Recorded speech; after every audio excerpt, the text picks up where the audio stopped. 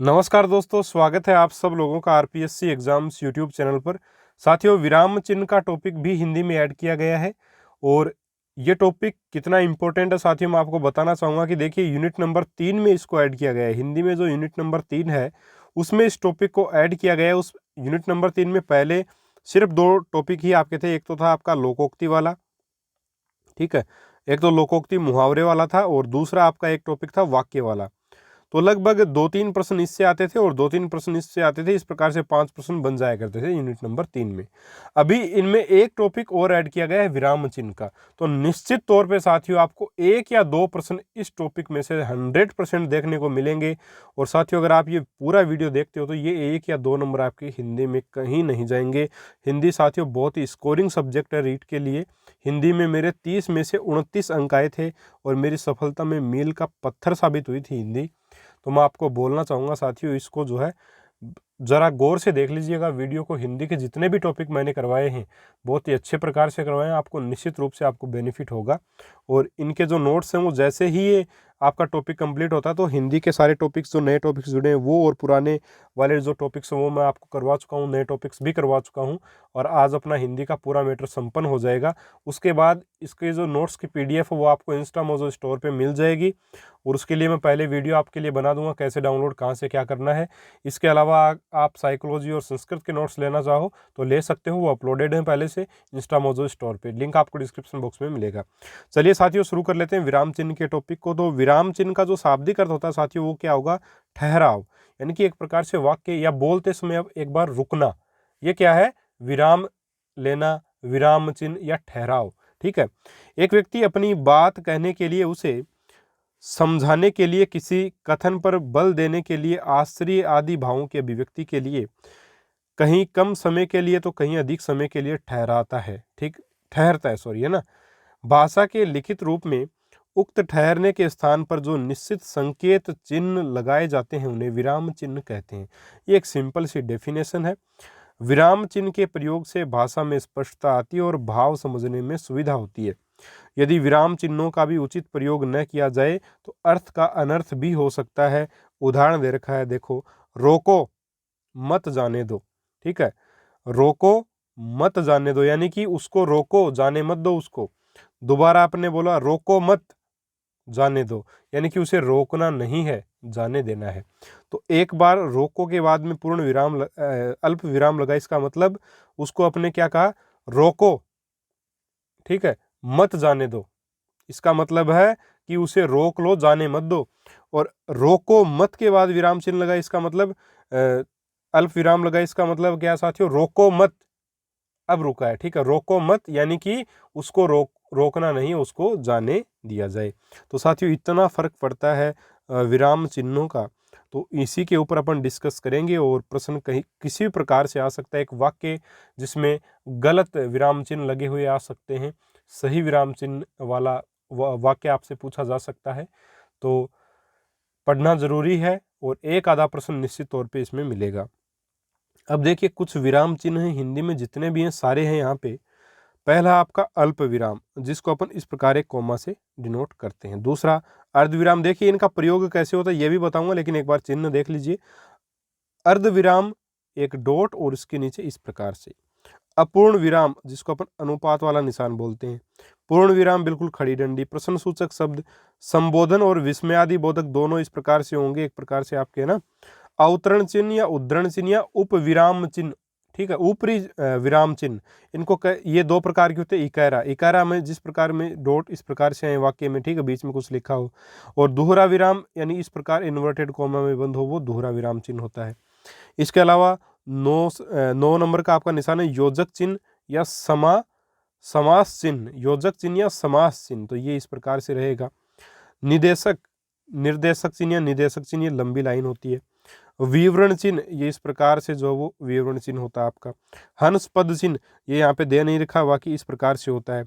हंस पद या विस्मरण चिन्ह का मतलब है जब कुछ अपन भूल जाते हैं वाक्य में तो बीच में इस प्रकार से लगा करके वाक्य के ऊपर उस शब्द को लिखते हैं, ये आपका होगा। संक्षेपण या लाघव चिन्ह, यहाँ पे 0 से दिखा रहा लेकिन डॉट आएगा साथियों इसका। फिर है तुल्यता सूचक या समता सूचक यानी बराबर का निशान। कोष्टक वाला आपका ये सबसे छोटा कोष्टक, ये मंझला कोष्टक, ये सबसे बड़ा कोष्टक। फिर है लोप चिन्ह, लोप चिन्ह डॉट डॉट से आएगा यानी खालिस्तान। इतिश्री या समाप्ति, एक प्रकार से कोई उपन्यास लिखा, अपन ने कोई कहानी लिखी, उसके लास्ट में अपन इस प्रकार का चिन्ह बना देते हैं या इस प्रकार की एक सीधी लाइन खींच देते हैं। तो ये क्या है आपका इतिश्री या समाप्ति सूचक चिन्ह रहेगा। ठीक है साथियों, चलिए आगे बढ़ते हैं। इसके अलावा 2-3 चिन्ह और हैं, देखिए वह आपका एक तो विकल्प चिन्ह। विकल्प चिन्ह यानी दो विकल्पों की बात की जाए, जैसे विज्ञान गणित का एक ही टीचर बनता है। ठीक है, विज्ञान गणित के कितने टीचर बनते हैं? एक ही बनता है रीट में, तो विज्ञान और गणित, इस प्रकार से साथियों इसको डिनोट जो वो किया जाएगा। ठीक है, ये आपका विकल्प चिन्ह रहेगा। इसके बाद बात करें पुनरुक्ति चिन्ह की। पुनरुक्ति चिन्ह जो है वो आपका इस प्रकार से जो वो डिनोट किया जाता है। फिर संकेत चिन्ह, तो ये स्टार लगा करके दिखाया जाता है।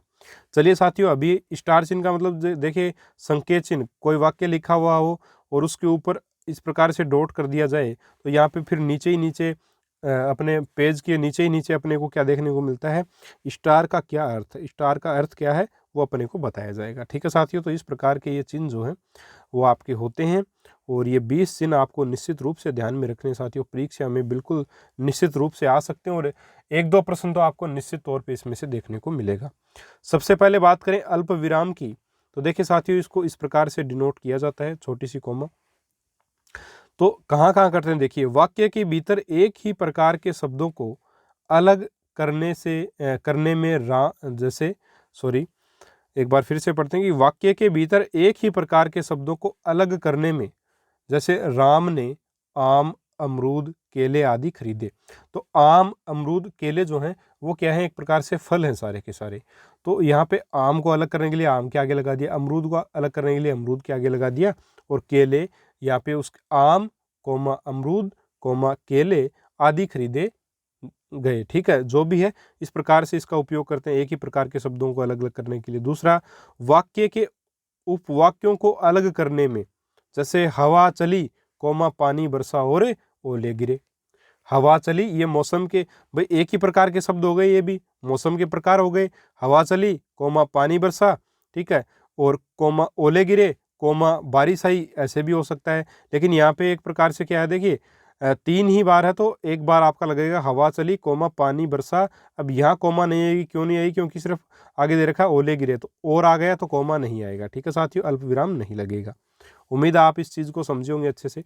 इसके बाद अगर बात करें तीसरी चीज़ कहाँ लगता है, देखिए दो उपवाक्यों के बीच संयोजक का प्रयोग न किया जाने पर, अब जैसे आपका उदाहरण है अब्दुल ने सोचा, अगर यहाँ लिख देता अब्दुल ने सोचा कि, ठीक है, अगर ऐसे लिख देता तो यहाँ पे आपका अल्प विराम का चिन्ह नहीं आता, लेकिन यहाँ पे कोई शब्द नहीं लिखा हुआ, इसलिए अब्दुल ने सोचा कोमा अच्छा हुआ जो मैं नहीं गया, तो यहाँ पे कोमा लगेगा। इसके अलावा वाक्य के मध्य क्रिया विशेषण या विशेषण उपवाक्य आने पर यह जो है वो इसका प्रयोग होता है अल्प विराम का। जैसे यह बात यदि सच पूछो तो मैं भूल ही गया था, तो यहाँ पे यह बात और यदि सच पूछो तो, ठीक है। और आप समझ भी सकते हैं कि अल्प विराम यानी थोड़ा विराम, तो एक वाक्य को आप बोल के अगर देखेंगे तो अल्प विराम का तो बड़े आराम से लगाया जा सकता है। जैसे इसमें क्या बोला, यह बात यदि सच पूछो तो मैं भूल गया था, ठीक है, तो लास्ट में तो भूल गया था आपका पूर्ण विराम आएगा, लेकिन यह बात, कौन सी बात? यह बात, तो आपका आ जाएगा। इसके बाद यदि सच पूछो तो ये फिर से आपका जो अल्प विराम आ जाएगा। तो इस प्रकार से जहाँ थोड़ा विराम लिया जाए वहाँ विराम चिन्ह का उपयोग अपन करते हैं, बोलने में बिल्कुल स्पष्ट हो जाता है। इसके अलावा उद्धरण चिन्ह के पूर्व भी इसका उपयोग करते हैं, जैसे उद्धरण चिन्ह आपके ये होते हैं। इस चिन्ह का उपयोग करने से पहले भी जो है वो आपका उसने कहा, अब क्या कहा क्या नहीं कहा वो आगे बात होगी, लेकिन उसने कहा अपन थोड़ा सा रुके, उसके बाद में अपन ने आगे बोलना शुरू किया, मैं तुम्हें नहीं जानता, तो ये यहाँ पे आपका आएगा अल्प विराम। और समय सूचक शब्दों को अलग करने में भी जो इसका उपयोग करते हैं, जैसे कल गुरुवार कोमा दिनांक 20 मार्च से परीक्षाएं प्रारंभ होंगी। कल शुक्रवार कोमा दिनांक 20 मार्च से परीक्षाएं शुरू होंगी, या कल गुरुवार जो भी है, तो कल गुरुवार, तो समय सूचक शब्दों के आगे भी इनको लगाया जाता है। इसके अलावा कभी कभी संबोधन के बाद इसका उपयोग जो वो किया जाता है, जैसे राधे तुम आज भी विद्यालय नहीं गई। राधे तुम आज भी विद्यालय नहीं गई। ठीक है, इसके मतलब राधे के आगे राधे को बोला जा रहा है, तो राधे को संबोधन किया जा रहा है, यहाँ पे राधे को संबोधित किया जा रहा है, तो राधे के आगे भी अल्प विराम चिन्ह जो है वो लगता है। ठीक है, फिर समानाधिकरण शब्दों के बीच में भी, जैसे विदेहराज की पुत्री वैदेही कोमा राम की पत्नी थी। जो वैदेही थी, अगर यहाँ पे सीधा बोलूं विदेहराज की पुत्री वैदेही राम की पत्नी थी, गलत होगा। यहाँ पे वैदेही और राम के बीच में, चूंकि बिल्कुल एक ही प्रकार के लोगों को सूचित करते हैं ये, जैसे पहली लाइन में लिखा है कि एक ही प्रकार के शब्दों को, तो वैदेही और राम दोनों किसी न व्यक्तियों के नाम हैं, इसलिए निश्चित तौर पे जो है यहाँ पे जो है क्या होगा कि कोमा आएगा। ठीक है, वैदेही की पुत्री विदेहराज की पुत्री कोमा राम की पत्नी थी, इसलिए यहाँ पे आएगा। ठीक है, आगे देखिए, हाँ अस्तु के पश्चात। ठीक है, तो हाँ ये आपका यहाँ पे कोमा लगा अस्तु के पश्चात। जैसे हाँ तुम अंदर आ सकते हो। अब देखिए साथियों, इसमें हाँ, ना, इन शब्दों के बाद में भी जो अल्प विराम चिन्ह का उपयोग करते हैं। पत्र में अभिवादन, ठीक है, समापन के साथ भी इसका उपयोग करते हैं, जैसे पूज्य पिताजी कोमा भवदीय कोमा, इनका भी उपयोग जो आपका अल्प विराम चिन्ह का उपयोग जो वो किया जाता है। अल्प विराम चिन्ह को आप देखिए, हिंदी को अपन जितना समझेंगे उतना ही कम है। शुद्ध उच्चारण अगर हो, सही विराम के साथ बोला जाए, ठहराव के साथ बोला जाए, तो निश्चित तौर पे अपन इन चिन्हों को आराम से कर सकते हैं और कोई दिक्कत नहीं आएगी साथियों। आसान प्रश्न आएगा निश्चित रूप से। सीधा प्रश्न ये भी आ सकता है कि नीचे दिए गए चिन्हों में से कौन सा चिन्ह जो उद्धरण चिन्ह को बताएगा, तो सीधा सीधा प्रश्न भी बन सकता है और थोड़ा सा वाक्य वाला प्रश्न भी बन सकता है। क्योंकि वाक्य का प्रश्न बनने की संभावना इसलिए भी कम है क्योंकि साथियों क्या होता है कि देखिए, वाक्य का प्रश्न बनेगा, उसमें वाक्य के बारे में सब कुछ जान लिया जाएगा, तो वाक्य का प्रश्न अल्प विराम में बनने की संभावना या आपका जो विराम चिन्ह में बनने की संभावना कम है, और आपके वैसे विराम चिन्ह में सीधा प्रश्न बनने की संभावना थोड़ी सी ज़्यादा। फिर भी अपन सारे बिल्कुल कंप्लीट करेंगे। अब देखते हैं अर्धविराम चिन्ह को, कि अर्धविराम चिन्ह कहाँ पे लगाया जाता है। और अर्धविराम चिन्ह जो है उसका निशान साथी इस प्रकार से होता है, आप सब लोगों को पता है। इसका प्रयोग करते हैं अपन वाक्य के ऐसे उपवाक्यों को अलग करने में जिनके भीतर अल्प विराम या अल्प विरामों का प्रयोग हुआ है। जैसे ध्रुव स्वामिनी में एक और ध्रुव स्वामिनी कोमा मंदाकिनी कोमा आदि स्त्री पात्र हैं। ठीक है, दूसरी ओर एक और, तो ये सारी चीजें आ गई। उसके बाद में आपका अर्धविराम दूसरी ओर। ठीक है, दूसरी ओर रामगुप्त अल्प विराम, चंद्रगुप्त अल्प विराम, शिखर स्वामी आदि पुरुष हैं। तो यहाँ पे एक कॉमा जो गलत लिखा गया है। ठीक है साथियों, तो ये आपको ध्यान में रखना है। ठीक है, कि यहाँ पे इस प्रकार से अर्धविराम चिन्ह का जो वो उपयोग किया जाता है। इसके अलावा बात करें, जब किसी प्रधान उपवाक्य पर अनेक आश्रित उपवाक्य हों। अब साथियों, ये प्रधान उपवाक्य क्या है, ये उपवाक्य वाले चैप्टर में मैंने बड़े ही आसानी से, बड़ी डिटेल से आप पहचान सकते हैं, ट्रिक से पहचान सकते हैं, सारी चीज़ें आपको करवा सकती हैं। हिंदी की प्लेलिस्ट में जाकर के आप सारी चीज़ों को सीख सकते हो। अनेक आश्रित उपवाक्य हों तो उसके लिए भी किया जाता है, जैसे सूर्योदय, ठीक है, अर्धविराम, अंधकार दूर हुआ, पक्षी चहचहाने लगे और मैं प्रातः भ्रमण को चल पड़ा। तो इस प्रकार के वाक्यों में भी जो अर्धविराम का प्रयोग किया जाता है। इसके अलावा मिश्र तथा संयुक्त वाक्य में विपरीत अर्थ प्रकट करने या विरोधपूर्ण कथन प्रकट करने वालों उपवाक्यों के बीच में भी इसका उपयोग करते हैं। जैसे जो पेड़ों को पत्थर मारते हैं वे उन्हें फल देते हैं। जो पेड़ों को पत्थर मारते हैं आपका अर्धविराम, वे उन्हें फल देते हैं।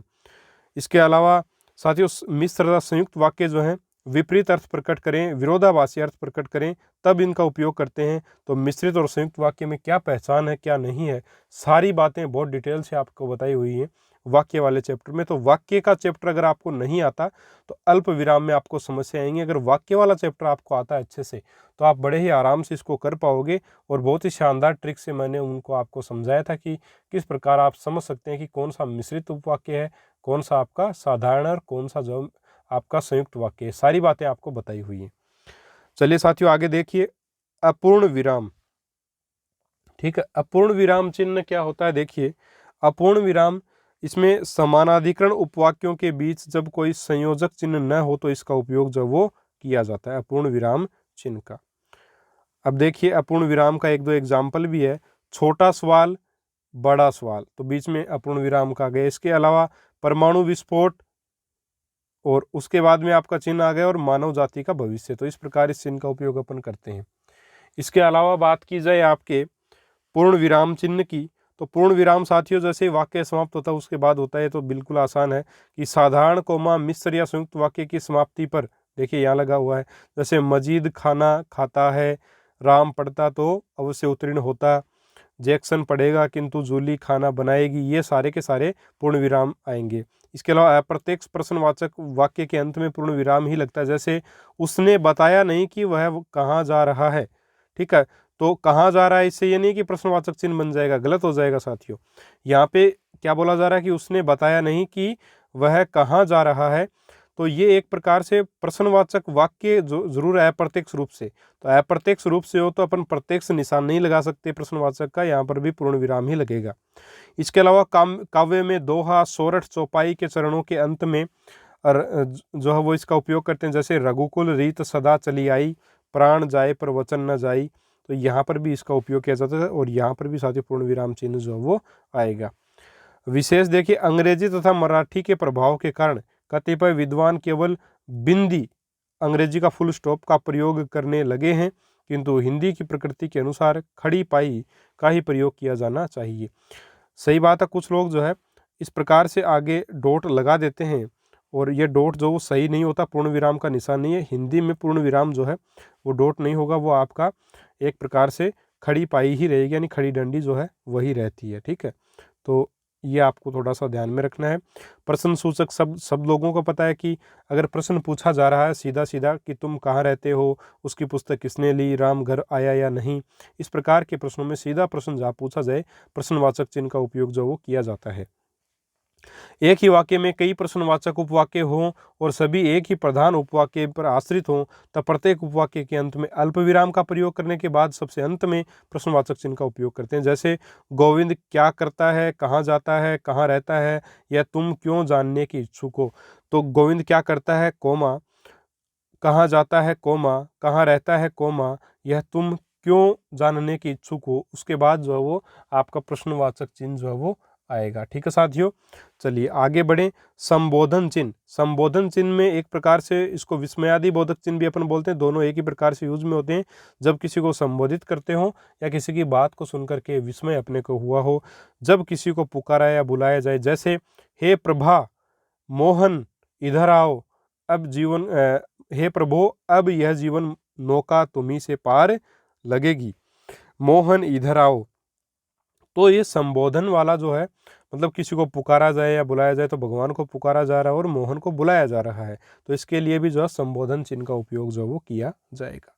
इसके आगे बात करें विस्मय सूचक की, तो वो भी जैसे हर्ष, शोक, घृणा, भय, विस्मय आदि भावों को सूचक शब्दों का वाक्य के अंत में वाह क्या ही सुंदर दृश्य है, तो यहाँ पे वाह क्या ही सुंदर दृश्य है, यहाँ पर भी विस्मय बोधक वाह यहाँ पे लगेगा साथियों, वाह क्या ही सुंदर दृश्य है, हाय अब मैं क्या करूं, अरे, ठीक है, तुम प्रथम श्रेणी में उत्तीर्ण हो गए, तो ये जो है वो आपके विस्मय बोधिक चिन्ह आएंगे। यहाँ पे गलत लगा हुआ कोमा वाह, उसके बाद में क्या आएगा आपका विस्मयादि बोधक चिन्ह जो है वो आएगा, कोमा गलत लगा हुआ, इसको थोड़ा सा आप ठीक कर लीजिएगा। ठीक है साथियों, चलिए और थोड़ा सा इसको ठीक कर भी देते हैं यहाँ पे वाह। ठीक है, हाँ, अवतरण चिन्ह देखिए, अवतरण चिन्ह जब किसी कथन को ज्यों का त्यों उद्धृत किया जाए तो उस कथन के दोनों ओर इसका प्रयोग किया जाता है, इसलिए इसे उद्धरण चिन्ह या उपविराम चिन्ह भी कहते हैं। अवतरण चिन्ह दो प्रकार का होता है, एक तो इकहरा, इकहरा में तो एक मतलब सिंगल इन्वर्टेड कॉमा रहेगी, जब किसी कवि का उपनाम, पुस्तक का उपनाम, पुस्तक का नाम, पत्र पत्रिका का नाम अगर लिया जा रहा है तब इसका उपयोग वहाँ पे अपन करते हैं।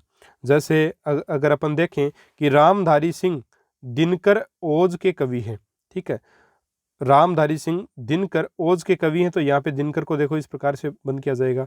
रामचरितमानस के रचयिता तुलसीदास हैं, तो ये पुस्तक के जो नाम है इनको अपन इस प्रकार से बंद कर सकते हैं।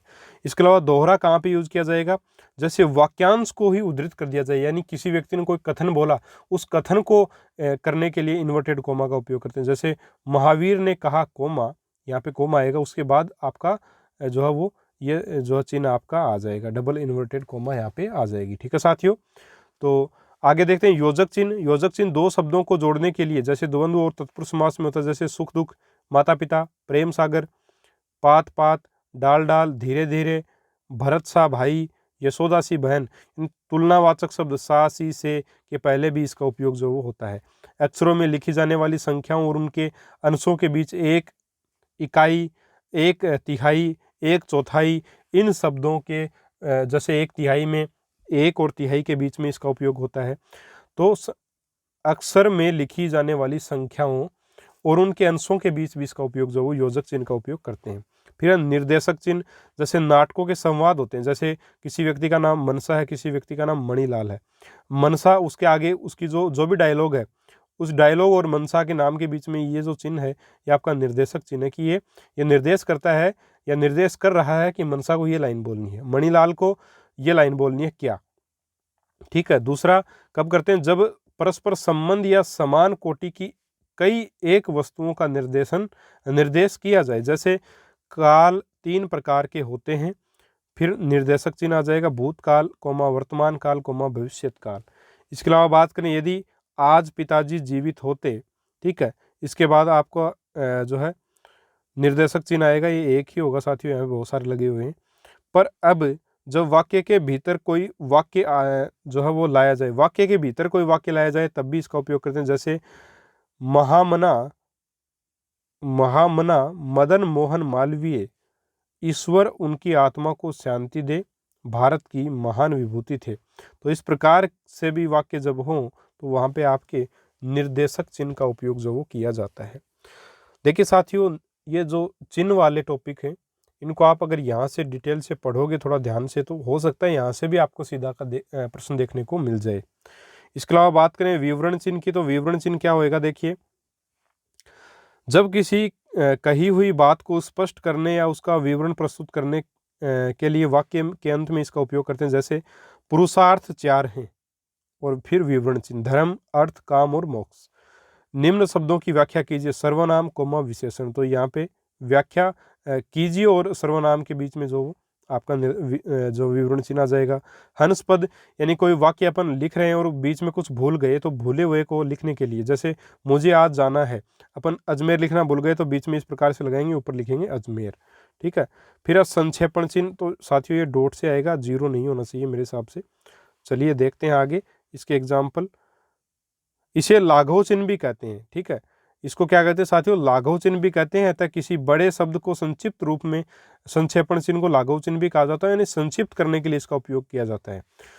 ठीक है, जैसे संयुक्त राष्ट्र संघ को क्या लिख सकते हैं, स, ठीक है, रा, राष्ट्र को रा आ गया और संख्या में संघ में स आ गया और आगे डॉट, इस प्रकार से ये अपन ने लगा दी। तो ये जो डॉट होती है ये आपका लाघव चिन्ह है। कौन सा चिन्ह साथियों, लाघव चिन्ह। जैसे मोहनदास करमचंद गांधी जो है इसको अपन क्या लिख सकते हैं, मोहनदास का मो और करमचंद का कै लिया जा सकता है। ठीक है। डॉक्टर राजेश, तो डॉक्टर में आप इस प्रकार से देखते हैं राजेश आके लिखा जा सकता है, तो लाघव चिन्ह का उपयोग इस प्रकार से जो वो किया जाता है। ठीक है साथियों, आगे बढ़े। आगे देखें तो तुल्यता या समता सूचक शब्द, तुल्यता या समता सूचक जो चिन्ह है उनका उपयोग भी किया जाता है। जैसे उसमें बराबर का निशान आता है कि किसी शब्द के समान अर्थ बतलाने, समान मूल्य या मान का बोध कराने हेतु इस चिन्ह का उपयोग करते हैं। जैसे भानु, भानु का पर्यायवाची क्या है, सूर्य, इसलिए यहाँ पे बराबर का निशान आ गया। 1 रुपया किसके बराबर होता है, 100 पैसे के, तो बराबर का निशान आ गया। कोष्टक आपको पता है छोटा, बड़ा और ये होते हैं। वाक्य में प्रयुक्त किसी पद का अर्थ स्पष्ट करने हेतु, जैसे मुंह की उपमा मयंक, मयंक को क्या बोलते हैं, चंद्रमा। तो मयंक का अगर अपन पर्याय भी बताना चाहते हैं वाक्य में ही, तो इस प्रकार से जो है वो एक कोष्टक में आप बंद करके उसको बता सकते हो, से दी जाती है। ठीक है। नाटक में पात्र के अभिनय के भावों को प्रकट करने के लिए भी इसका उपयोग करते हैं। जैसे कोमा खिन्न होकर मैं क्या जो है मैं क्या करूं, ठीक है, मैं क्या न करूं, मैं क्या न करूं, ये कैसे बोलना आपको, खिन्न होकर, रुष्ट होकर, है ना। फिर आगे बोलना किंतु नहीं, मुझे विवाद करने का जो है वो अधिकार नहीं। तो यहाँ पे ये किंतु नहीं, ये ठहर कर बोलना, थोड़ा रुकना है, मैं क्या न करूं किंतु, ठीक है, तो ठहर कर बोलना होगा यहाँ पे, है ना। तो ये जो है, ये जो चीज़ें बीच में भाव हैं, ये भी कोष्टक के द्वारा दिखाए जाते हैं। जैसे फिर आगे लोप चिन्ह, लिखते समय लेखक कुछ अंश छोड़ देता है तो उस छोड़े हुए अंश के स्थान पे आपका एक्स एक्स एक्स या जो वो डॉट डॉट डॉट लगा देता है। जैसे तुम्हारा सब काम करूँगा, बोलो बड़ी माँ, तुम गांव छोड़कर चली तो नहीं जाओगी, बोलो, फिर आगे डॉट डॉट डॉट, ठीक है। तो ये शब्द इतिश्री यानी समाप्ति पर मैंने आपको बताया, जैसे ही अपन मतलब कोई अध्याय या ग्रंथ लिख रहे हैं उसके लास्ट में इस प्रकार से लगा हुआ आता है, तो ये भी आपका उसी प्रकार का जो है वो होगा, ठीक है साथियों। उम्मीद है आपको अच्छे से ये सारी चीज। तो इस प्रकार अपन ने देखा कि इतिश्री चिन्ह या समाप्ति चिन्ह जो है उसको अपन जैसे अपना कोई ग्रंथ या अध्याय समाप्त हुआ इस प्रकार से लास्ट में अपन लगाते हैं, या सीधी लाइन भी खींच देते हैं, सीधी लाइन भी खींची जा सकती है और कभी कभी बीच में इस प्रकार डॉट भी अपन लगाते हैं। तो यही चिन्ह होता है इतिश्री या समाप्ति चिन्ह, ठीक है। इसके अलावा विकल्प चिन्ह क्या होता है, देखिए, जब जैसे मैंने बताया विज्ञान अथवा गणित, तो यहाँ पे विकल्प चिन्ह इस प्रकार से तिरछी लाइन से अपन नोट करते हैं। जब दो में से किसी एक को चुनने का विकल्प हो, जैसे शुद्ध वर्तनी वाला शब्द है कवयित्री और कवियत्री, तो निश्चित रूप से कवयित्री जो है वो शुद्ध रूप है और कवियत्री गलत रूप है। तो यहाँ पे दोनों को दिखाने के लिए बीच में ये निशान लिया गया है। या दोनों शब्द समानार्थी हों, जैसे जो सदा रहने वाला है उसके लिए शाश्वत लगाते हैं अपन, और विकल्प चिन्ह लगा के सनातन भी सही है और नित्य भी सही है, ठीक है। इस प्रकार से भी अपन जो है वो आपके विकल्प चिन्ह का उपयोग करते हैं। दूसरी बात अगर करें अपन, देखिए साथियों, इस वीडियो में काफ़ी सारे पोज बीच में लिए गए हैं, तो थोड़ा सा आपको लगा होगा, महसूस हुआ होगा किसी कारण वजह से जो है किसी कारणवश ये जो लेने पड़े विराम। आगे देखिए 19वां अपना चिन्ह पुनरुक्ति चिन्ह। तो पुनरुक्ति चिन्ह ये तो जो ऊपर लगता है ये तो इन्वर्टेड कोमा में आपका होता है, आपका उद्धरण चिन्ह बोलते हैं, लेकिन जो नीचे इस प्रकार से लगाया जाए, अगर ये जो निशान आता है आपका, ये जो निशान आता है ये आपका रहेगा पुनरुक्ति चिन्ह, ठीक है। जब ऊपर लिखी किसी बात को ज्यों का त्यों नीचे लिखना हो तो उसके नीचे पुनः वही न लिखकर इस चिन्ह का उपयोग करते हैं। बिल्कुल थोड़ा सा मैंने गलत यहाँ पे बता दिया है। आपका पुनरुक्ति चिन्ह का मतलब है, जैसे अपन ने लिखा राम बाजार बाजार गया, ठीक है। आगे लिखा अपन ने सीता बाजार गई, तो बाजार के नीचे इस प्रकार से लिख दिया बाजार गई, क्योंकि दोबारा बाजार नहीं लिखना चाहते अपन, तो इस प्रकार से लिख सकते हैं। यह पुनरुक्ति चिन्ह होता है। कौन सा चिन्ह होता है? पुनरुक्ति चिन्ह। इसके अलावा बात करें संकेत चिन्ह सबसे लास्ट में, तो संकेत चिन्ह साथियों, जैसे कोई ना कोई शब्द आपको दे दिया, वाक्य, अगर कोई भी वाक्य लिखा हुआ है कि राम राम बाजार जाता है, ये लिखा हुआ है, ठीक है। अब बाजार के ऊपर आपका स्टार लगा दिया, और बिल्कुल पेज के लास्ट में क्या आएगा, स्टार का मतलब क्या आएगा, जयपुर, जयपुर का बाजार, ठीक है, जगह भी बता दी। तो इस प्रकार से मतलब ये संकेत किया है, स्टार ने क्या संकेत किया, जयपुर के बाजार को। जहां पर भी पूरे पैराग्राफ में स्टार आएगा, इसका मतलब उसका मतलब है वो बाजार जो वो जयपुर का है, ठीक है। तो इस प्रकार से साथियों इन चिन्हों का उपयोग किया जाता है। मेरे हिसाब से आपको थोड़ा ठीक प्रकार से समझ में आ गया होगा। अगर किसी प्रकार की समस्या हो तो आप कमेंट बॉक्स में डाल सकते हैं। इन नोट्स के आपको अगर PDF प्राप्त करनी है तो निश्चित रूप से आपको हमारे इंस्टा मोजो स्टोर पे विजिट करना होगा, वहाँ से आपको ये PDF प्राप्त होगी, ठीक है साथियों। मिलेंगे अपन अगले वीडियो में एक और नए वीडियो के साथ, एक और नए टॉपिक के साथ। अगर आपको टॉपिक अच्छा लगा हो तो ज़रूर से ज़रूर वीडियो को लाइक करें और अपने दोस्तों के साथ शेयर करें। चैनल पर आप नए हो तो सब्सक्राइब जरूर करिएगा। मिलेंगे अपन अगले वीडियो में एक और शानदार टॉपिक के साथ। तब तक के लिए जय हिंद, जय भारत, नमस्कार।